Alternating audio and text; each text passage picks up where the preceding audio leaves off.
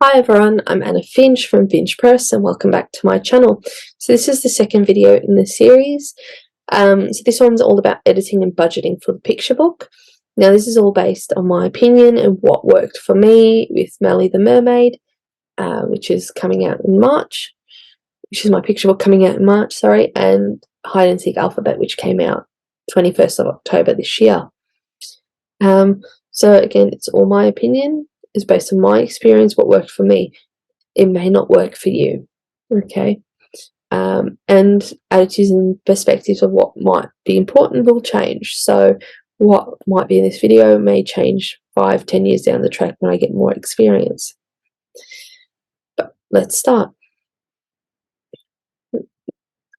Okay, so at this point you should have at least got a rough idea of what your story is, written out your first draft at least.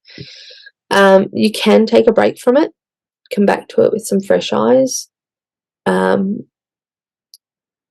didn't do that with Hide and Seek Alphabet. I didn't do that with Hide and Seek Alphabet. I did with Mermaid the Mermaid. I did all the editing with Mermaid the Mermaid first, and I've just come back to it because I've just printed a proof copy, so it's in a different medium.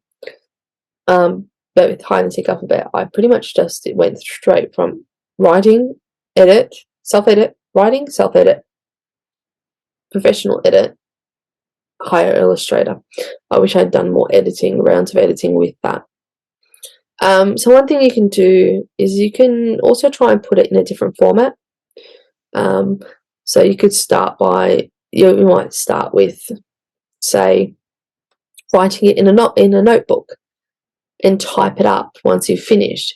Read it. If you read it out loud when you're typing it, it might help you pick up mistakes that you didn't notice, because it might visually, your eyes might gloss over something, but when you're reading it out loud, you might go, oh, that sounds awkward. That needs to be different.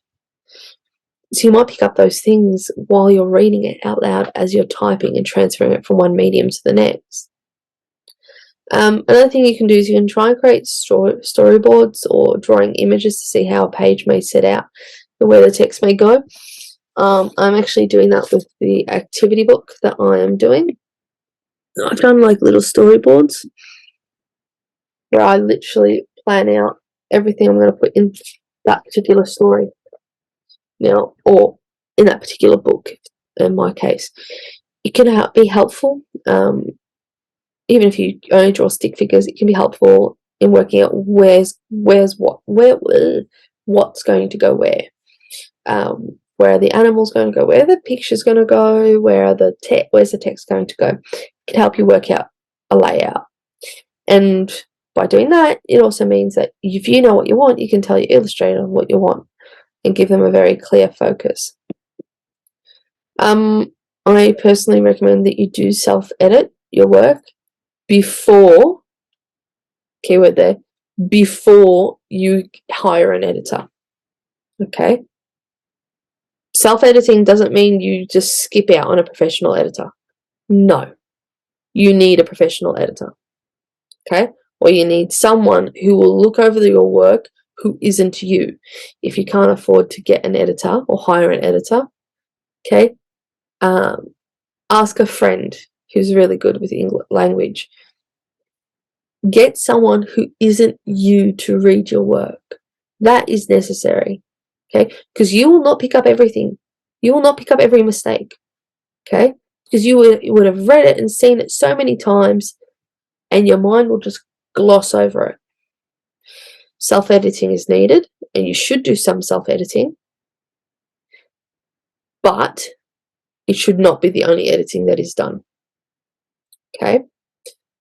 I'm telling you this because with Voiceless, I did developmental, I did line editing, I did proofreading, so I did all the stages, okay?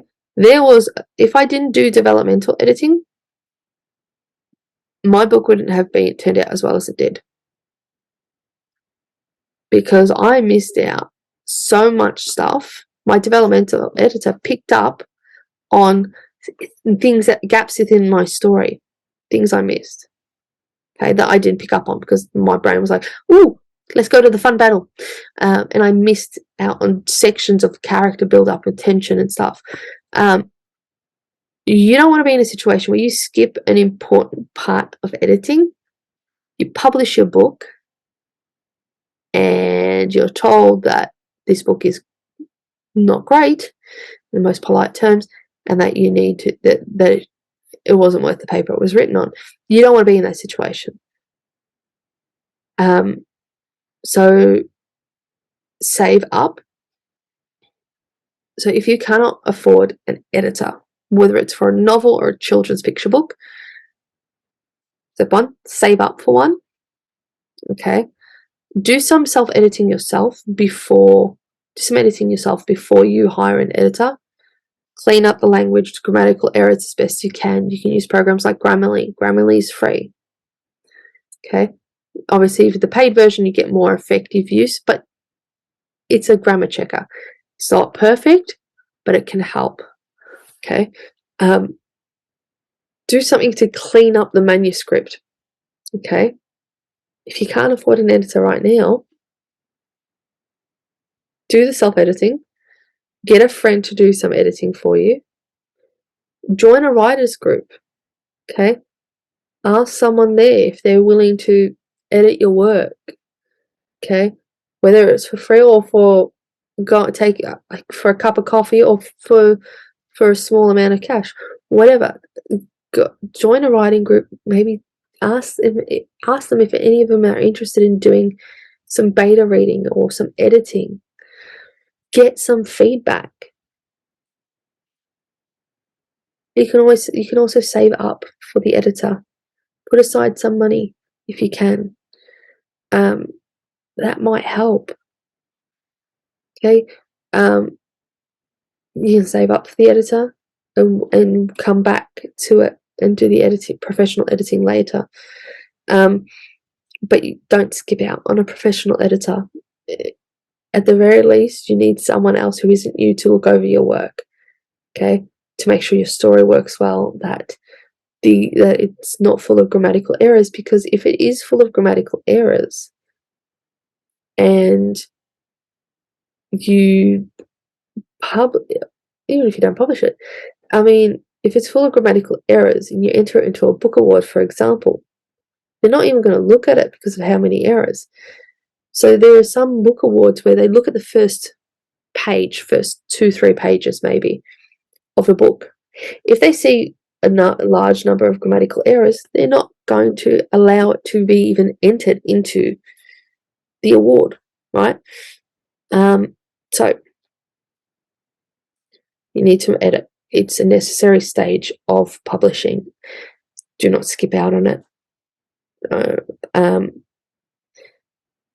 Also, another reason why you need to do some self-editing before you hire an editor is the more work you put into the more work you put into the actual manuscript yourself before hiring the editor, the less changes you need to make later. Like with Voiceless, I hired a developmental editor. I'd done some editing, like cleaning up my story and everything, but I'd missed some key aspects of the story. You don't want to be in the same situation I was in with Voiceless and having to go back and add like 40,000 words of character tension, build up, romance, or whatever. It's not fun.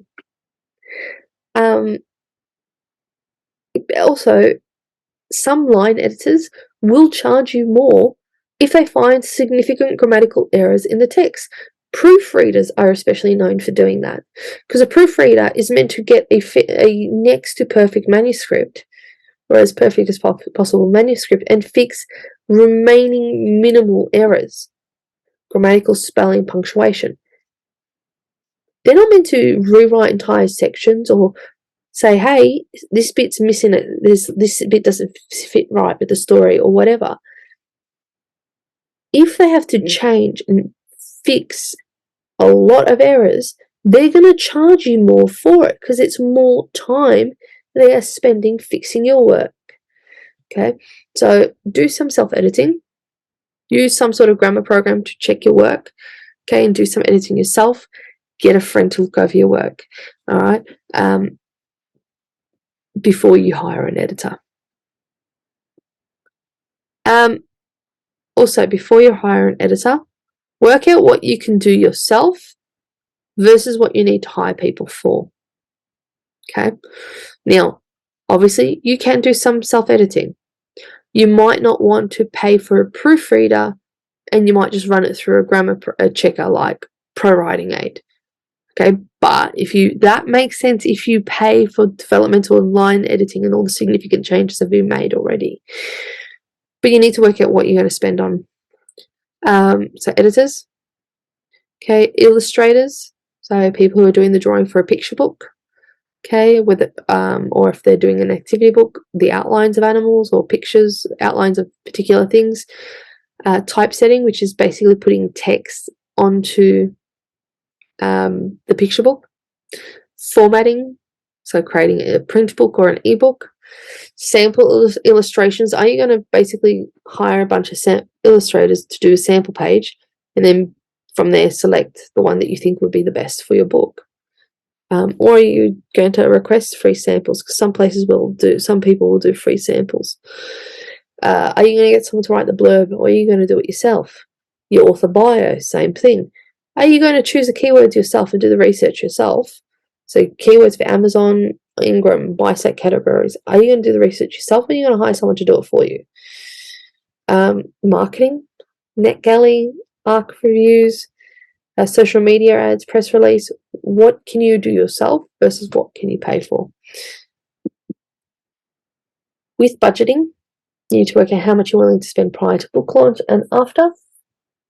You need to know what your deadlines are for getting the editing or illustrations done. And you need to know what your pre-order start date is if you're doing a pre-order, but also what your release date is. Is it flexible or is it fixed? Okay. Regarding hiring an editor, we worked out a budget, and you need to work out, okay, you want to hire an editor, but you need to work out who. It depends on the type of picture book or the type of story you're creating. So for a novel, you definitely need developmental editing, maybe more than one round. You definitely need line editing, and you definitely need proofreading. Okay?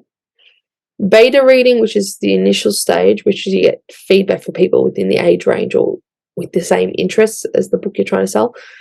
That's up to you. I've not done beta reading. I've tried, but the person who was supposed to do the beta reading never got back to me. Had a copy of the book, but never got back to me. But the editing you need will depend on the book. So, for example, a hide and seek alphabet book, hide and seek alphabet with Australian animals. I did proofreading. I self-edited the book. I specifically asked for proofreading / line editing. The proofreading was to do with research and checking the accuracy of the animal sounds, because a lot of the lines were repeated. I basically just did one round with the editor before I edited it myself, again, to do a check. I wish I had got a second editor to, look at it and fix the other errors. That's with an alphabet book. Same with a puzzle book. But with a rhyming or a story with a plot or key theme or message, that is the key, that's the focus of the overall book, with Mermaid the Mermaid. Developmental editing. Now, it would be cheaper than doing developmental editing for a novel. There's less words. But developmental editing / critique of the story itself, maybe more than one round. I certainly did more. I did 2 rounds of developmental editing and then 1 round of line editing / proof reading. The developmental editor I had for Mermaid the Mermaid was brilliant. I hired them twice. They didn't just do developmental editing or critique the story. They also did some line editing. But yeah, I spent about $200 for developmental editing, and for about line or proofreading as well, I spent about the same. So I hired my editors off Fiverr, You're looking at developmental editing is the most expensive form of editing if you're doing a novel. If you're doing a children's picture book, you're going to probably spend roughly about the same amount of money for each stage of editing. But for a rhyming or a story with a plot, I would have at least one round of developmental editing and proofreading at the very least, in the midst of you doing your own self-editing. When you're working with the editor, if you are intending to self-publish, you do not have to do everything your editor tells you to do, because you have the creative control. Now, obviously, if you're doing traditional publishing, your editor is going to make suggestions. Basically, you'll have to make the changes. If they say you need to change this, you need to change it. You don't have control over it. They say you need to change this, and you have to change it and send it to them if you're doing trad pub, at least from what I understand for it. But whether you're doing if you're doing self-publishing, even if you're doing trad pub, read carefully the editor's feedback. Read it more than once. Ask questions if you don't understand something they've suggested, and ask why they've suggested it. A good editor will tell you why you need to change something before you even ask. It would already be written in the feedback. The editor is most likely an expert in the industry. They may have worked with a traditional publisher before. They may be a published author themselves. They may have a degree for editing. You need to listen to their advice and attempt to apply it. Now, obviously, if you don't agree with everything, you don't have to apply it all. But when it comes to grammar, spelling, punctuation, if you're writing a book in English, or doesn't matter if it's English or not, but if you're writing a book in a language that is not your first language, there will be phrases or words that you might use that may not be appropriate because you are going for the literal meaning, but the one that most people associate with those phrases or words is the non-literal. So because languages have different grammar rules and things like that, in that situation you need someone who's an expert, who knows the language inside and out, to fix any issues, to go over and identify any issues or word choices that may not be the most appropriate for whatever you're writing. You need to do more than one round of editing.